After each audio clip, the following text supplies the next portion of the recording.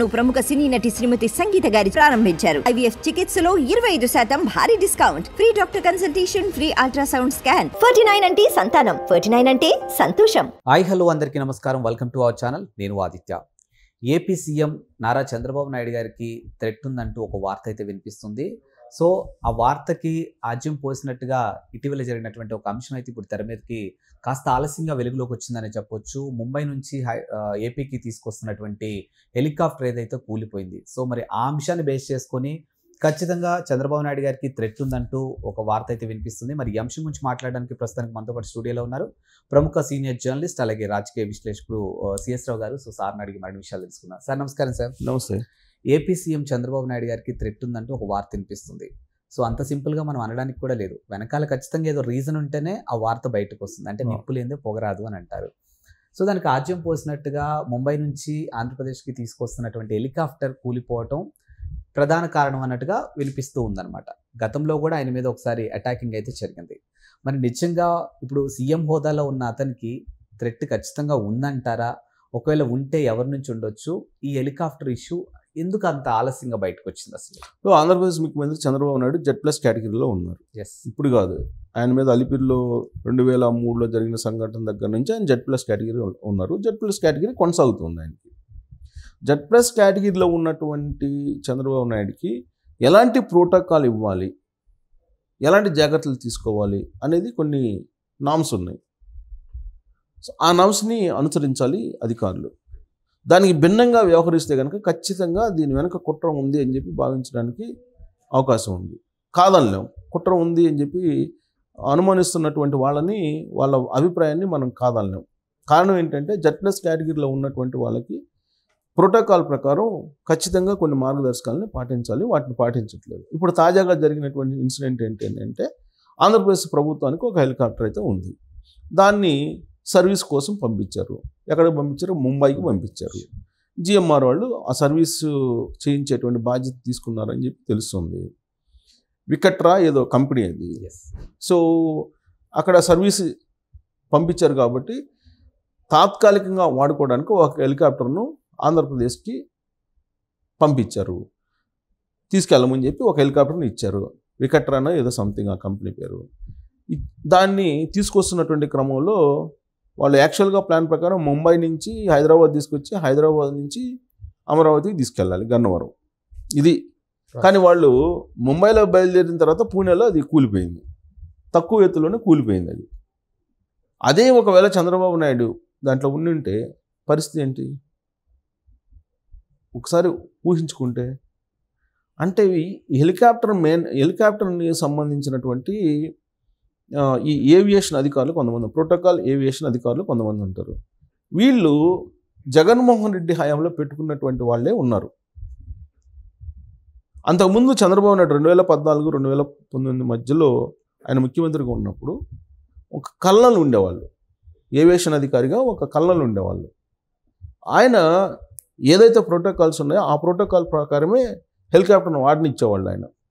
ఇప్పుడు ఆ ముఖ్యమంత్రి కానీ ప్రధానమంత్రి కానీ ఎవరైనా సరే వాతావరణం బాగలేదు అని అంటే ఆ ఏవియేషన్ అధికారి ఎవరైతే ఉంటారో వాళ్ళు పర్మిషన్ లేకపోతే అది కదలడానికి లేదు. ముఖ్యమంత్రి అయినా లేకపోతే ప్రధానమంత్రి అయినా సరే వాళ్ళకు వ్యక్తిగతంగా వెళ్ళాలి అనుకున్నా కానీ హెలికాప్టర్ ఇవ్వమని చెప్తారు. అది కల్నలు ఉండేవాడు అంతకుముందు. చంద్రబాబు నాయుడు 2014-2019 వరకు ముఖ్యమంత్రిగా ఉన్నప్పుడు ఒక కల్నలు చూసుకునేవాళ్ళు. అది ఏవియేషన్ అధికారిగా ఆ కల్నలు ఉండేవాళ్ళు. ప్రోటోకాల్ ఎవ్రీథింగ్ ఆయన చూసుకునేవాళ్ళు.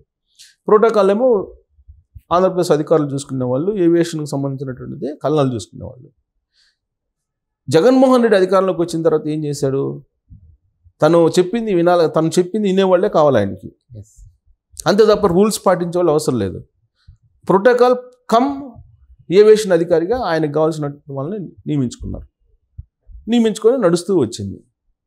సేమ్ హెలికాప్టరు సేమ్ అధికారితోటి ఇది జరిగింది. ఇప్పుడు అంటే ఇది మరి జగన్మోహన్ రెడ్డి అధికారంలో ఉన్నప్పుడు ఇప్పుడు IPSలు ఏం చేస్తున్నారనేది కొంతమంది గురించి మనం వింటున్నాం, చూస్తున్నాం. ఇవాళకి కూడా వీకెండ్లో డిన్నర్కి వెళ్తున్నారు కొంతమంది బెంగళూరుకి, యలహంక ప్యాలెస్కి జగన్మోహన్ రెడ్డి తోటి కలిసి డిన్నర్ చేయడానికి, వాళ్ళు మాట్లాడుకోవడానికి కొంతమంది IASలు IPSలు వెళ్తున్నారు. ఇప్పుడు మరి ఈ ప్రోటోకాల్ అలాగే ఏవియేషన్ ఇన్ఛార్జీలుగా ఎవరైతే ఉన్నారో ఆ విభాగంలో వాళ్ళ గురించి ఏమనుకోవాలి ఈ సంఘటన జరిగిన తర్వాత? ఇప్పుడు వాస్తవంగా దానికి కొన్ని నామ్స్ ఉన్నాయి. ఏం నామ్స్ అంటే 10 సంవత్సరాలు మినిమం 10 సంవత్సరాలు వాడినటువంటి హెలికాప్టర్ ఏదైతే ఉందో దాన్ని తీసేయాలి. 10 సంవత్సరాల తర్వాత ఆ హెలికాప్టర్ పనికిరాదు, తీసేయాలి. ముఖ్యమంత్రికి వాడటానికి లేదు. ఏ ముఖ్యమంత్రికైనా, చంద్రబాబు నాయుడు ఉన్నాయి, ఇంకోళ్ళు ఎవరన్నా ఉన్నాయి. 10 సంవత్సరాల తర్వాత వాడటానికి లేదు. కానీ 2008 మోడల్కి సంబంధించినటువంటి హెలికాప్టరు ఇప్పుడు బొంబాయి నుంచి పంపించారు చంద్రబాబు నాయుడు వాడటానికి. అదేమో పూణేలో కూలిపోయింది. 2008 నుంచి ఇప్పుడు తీసుకుంటే ఎన్ని సంవత్సరాలు అయింది? 16 సంవత్సరాలు. 10 సంవత్సరాలకు మించి వాడకూడదు అని చెప్పి నిబంధన ఉంటే 16 సంవత్సరాలు వాడినటువంటి హెలికాప్టర్ని ఎలా పంపిస్తావు నువ్వు? పంపించడానికి ఎలా ఒప్పుకున్నాడు? ఎవరు? ఈ ఏవియేషన్ అధికారి ప్రోటోకాల్ ఫ్రమ్ ఏవియేషన్ అధికారి ఒక్కళ్ళే ఉన్నారు ఇప్పుడు. ఆయన ఎలా ఒప్పుకున్నారు? ఆయన పర్మిషన్ ఎలా ఇచ్చారు? ఎందుకు ఇచ్చారు? ఆ దిశగా దీన్ని విచారణ చేయించాలి కదా. ఇప్పటివరకు దీన్ని కూడా ఈ ప్రభుత్వం పెద్దగా పట్టించుకోవాలి. అదేదో కూలిపోయిందిలే, ప్రాణ నష్టం లేదు అని చెప్పి లైట్గా తీసుకున్నారు. కానీ దాని వెనుకున్నటువంటి ఆంతర్యం ఏంటి, దాని వెనుకున్నటువంటి కుట్ర ఏంటి అనే దాని గురించి ఆలోచించాలి కదా. ఎందుకు ఆలోచించాలంటే చంద్రబాబు నాయుడు మీద హత్య యత్నం జరిగింది అనేది మనకు ఎన్నికల ముందు తెలుసు. పొంగనూరు వెళ్ళారు. అక్కడికి అంగళ్ళు అనే ప్రాంతంలో చిత్తూరు వెళ్ళినప్పుడు అంగళ్ళలో ఆయన మీద దాడి చేశారు కదా, అత్యాయతనం చేశారు కదా. ఆ రోజున ఆయనకు ఉండేటువంటి కమాండోస్కి కూడా దెబ్బ తగిలింది కదా. ఆ రోజు అత్యాయతనం జరిగినప్పుడు అత్యాయతనం జరిగిందని చెప్పి కేసు నమోదైంది కదా. ఆ రోజు చంద్రబాబు నాయుడు కూడా చెప్పాడు కదా అత్యాయతనం జరిగిందని. మరి అత్యాయతనం చేయడానికి కుట్ర పన్నుతున్నారు అనేది అప్పట్లోనే తెలిసింది కదా. అనేక సందర్భాల్లో చంద్రబాబు నాయుడు తుదముట్టించబోతున్నారు అనేటువంటి అనుమానాలు వచ్చాయి కదా. ఆయన జైల్లో ఉన్నప్పుడు వాళ్ళ కుటుంబ సభ్యులే ఏం చెప్పారు? చంద్రబాబు నాయుడిని భౌతికంగా లేకుండా చేయడానికి కుట్ర పన్నుతున్నారు, జైల్లోనే చంపేయాలని చెప్పి కుట్ర పన్నుతున్నారని చెప్పి వాళ్ళ కుటుంబ సభ్యులే చెప్పారు కదా. మరి ఇన్ని కోణాల నుంచి చంద్రబాబు నాయుడికి ప్రాణ అపాయం పొంచి ఉంటే ఈ హెలికాప్టర్ ఇష్యూని ఎందుకు లైట్గా తీసుకున్నారు? హెలికాప్టర్ ఇష్యూ అది చిన్నదిగా ఎందుకు తీసుకోవాల్సి వచ్చింది? అప్పుడు ఆ ఏవియేషన్ అధికారి మీద చర్యలు తీసుకోవాలా పర్లేదా? ఏవియేషన్ అధికారిని అడగాలి కదా. 10 సంవత్సరాలకు మించి ఓల్డ్ అయినటువంటి హెలికాప్టర్ని వాడకూడదని చెప్పి నిబంధనలో ఉన్నప్పుడు నువ్వు ఎందుకు 16 సంవత్సరాలు వాడినటువంటి హెలికాప్టర్ని నువ్వు ఇచ్చావు? అంటే చంద్రబాబు నాయుడు మీద కుట్ర జరుగుతుందా? ఎక్కడి నుంచి కుట్ర జరుగుతుంది? ఏ రూపంలో ఎటువైపు నుంచి జరుగుతుంది కుట్ర అనేది రావాలి కదా. రకరకాలుగా చంద్రబాబు నాయుడు తుదముట్టించడానికి అనేక శక్తులు ప్రయత్నం చేస్తున్నాయనేది ఆరోపణలు చేస్తున్నారు కదా, తెలుగుదేశం పార్టీ వాళ్ళే చేస్తున్నారు కదా. మరి దీని మీద ఎందుకు డిమాండ్ చేయట్లేదు? ఈ కుట్ర వెనక దాగున్నటువంటి నిజాలు ఏదో బయట పెట్టండి అని చెప్పి ఎందుకు అడగట్లేదు వీళ్ళు? జగన్మోహన్ రెడ్డి ముఖ్యమంత్రిగా ఉన్నప్పుడు హెలికాప్టర్ను వాడినటువంటి దాన్ని తీసుకెళ్ళి సర్వీసింగ్ ఇచ్చారు, బాగానే ఉంది, సర్వీసింగ్ ఇచ్చారు. ఆ హెలికాప్టర్నే చంద్రబాబు నాయుడు వాడాలనుకుంటున్నాడు. ఆయనకేమో ప్రజాసొమ్ముని చాలా భద్రంగా వాడటం అలవాటు. ఇదే జగన్మోహన్ రెడ్డి మళ్ళీ అధికారంలోకి వస్తామని చెప్పి భావించి 3 హెలికాప్టర్లను బుక్ చేశాడు. ఆయన జీవోలు కూడా ఇచ్చాడు. 3 హెలికాప్టర్లు, కొత్త హెలికాప్టర్లు తెచ్చుకోవడానికి జీవో ఇచ్చాడు కదా. పోనీ ఆ జీవో ప్రకారమైన కొత్త హెలికాప్టర్ తెచ్చుకోవచ్చు కదా చంద్రబాబు నాయుడు. అలా పాత హెలికాప్టరే సర్వీస్ చేసి మళ్ళీ దాన్నే వాడాలి, ప్రజా సంపదని భద్రంగా ఉంచాలి అని చెప్పి ఆయన ఆలోచిస్తున్నాడు. ఆయన ఆలోచిస్తున్నట్టు క్రమంలో ఆయన మీదనే కుట్ర చేసేటువంటి ప్రయత్నం ఇప్పుడు హెలికాప్టర్ రూపంలో చేశారు. జగన్మోహన్ రెడ్డి ఇచ్చిన జీవోల ప్రకారం 2 హెలికాప్టర్లు తెచ్చుకోవచ్చు కదా ఆయన. కానీ ఆ హెలికాప్టర్లకు సంబంధించి పక్కన పడేశారు ఆ జీవో. ఇప్పుడు హెలికాప్టర్ తెచ్చుకోవట్లేదు ఆయన.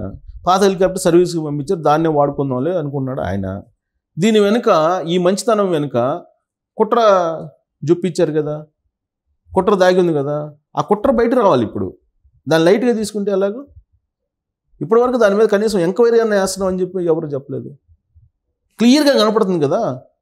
ఇప్పుడు అంతకుముందు చంద్రబాబు నాయుడు ఉన్నప్పుడు కళ్ళలు ఉండేవాడు, కళ్ళల హోదా ఉండేటువంటి అధికారి ఏవియేషన్ అధికారిగా ఉండేవాళ్ళు. ఇవాళ కళ్ళల హోదా ఉండేటువంటి అధికారి లేరు. ప్రోటోకాల్ కమ్ ఏవియేషన్ 2 ఒకే అతను చూస్తున్నాడు. అతనేమో జగన్మోహన్ రెడ్డి హయాంలో ఉన్నటువంటి వాళ్ళు, ఆ టీము వాళ్ళు పర్మిషన్ ఎట్టిస్తారు? 16 సంవత్సరాలు వాడినటువంటి హెలికాప్టర్కు పర్మిషన్ ఎట్టిస్తారు? ఇది అడగాలి కదా వాళ్ళని. ఎందుకు అడగలేదు? అంటే దీని వెనక ఖచ్చితంగా కాన్స్పిరసీ ఉంది. ఈ కాన్స్పిరసీ బయట పెట్టాలి. బయట పెట్టాల్సిన అవసరం ఈ ప్రభుత్వం మీద ఉంది. ప్రోటోకాల్ అధికారుల మీద ఎంక్వైరీ చేయాల్సిన బాధ్యత కూడా ఈ ప్రభుత్వం మీద ఉంది. అంటే పోలీస్ డిపార్ట్మెంట్ ఉంది, ఎంక్వైరీ చేయాలి. అట్లీస్ట్ గవర్నమెంట్ ఆర్డర్ చేయాలి దీని మీద ఎంక్వైరీ చేయండి అని. లేదంటే చంద్రబాబు నాయుడుకి ఏ క్షణమైనా సరే ఎటువైపు నుంచి అయినా సరే ఒక థ్రెట్ అయితే ఉందని చెప్పి మనం చెప్పచ్చు. ఈవెన్ Z+ కేటగిరీ ఉన్నప్పటికి కూడా బ్లాక్ కమాండర్స్ మీదనే వాళ్ళు దాడి చేశారు కదా.